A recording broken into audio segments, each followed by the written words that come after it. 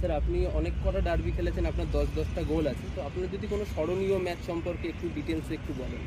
আমি প্রায় 10টা গোলের মধ্যে প্রথম গোলটাকেই রাখবো, কেন প্রথম যেটা সেখানে ডায়মন্ড সিস্টেম যা স্টার্ট হয়েছে আমার পায়ে লাগা ছিল। আমি প্রথম 3-4টে ম্যাচ খেলি লিগে, এবং ফেডারেশন কাপে তার আগের ম্যাচে আমরা 4-1 গোলে হেরে গেছি, এবং তার পরের ডার্বিটাতে আমি প্রথম খেলতে শুরু করি 97 সালে। মানে আমার ফার্স্ট ম্যাচ অমল স্যার আমাকে 2 দিন আগে থেকেই হেডিং প্র্যাকটিস করাচ্ছিল, মানে নানা রকম হেড প্র্যাকটিস করাচ্ছিল অমল স্যার, এবং ওই ম্যাচে আমি হেডেই গোল করলাম। বাসুদার ক্রসে আমি হেডে গোল করলাম, এবং এই 1 গোলেই ম্যাচটা জিতলাম। এবং ওই গোলটাই আমার জীবনেরও টার্নিং পয়েন্ট, কেন আমি মোহনবাগানে এসে আমার ইনজুরি ছিল, খেলতে পারছিলাম না, কিন্তু ওই গোলটার পরে আমি তারপরে 7টা ম্যাচে 13টা গোল করে আমি কলকাতা লিগের হাইস্ট স্কোরার হলাম।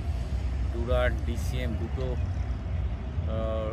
ডিসিএম ফাইনালে গোল করলাম, এবং ডিসিএম এবং ডুরান্টে অনেক গোল করেছিলাম, এবং সারা বছর সেবার ন্যাশনাল লিগে দুটো ডার্বিতেই আমি গোল করেছিলাম।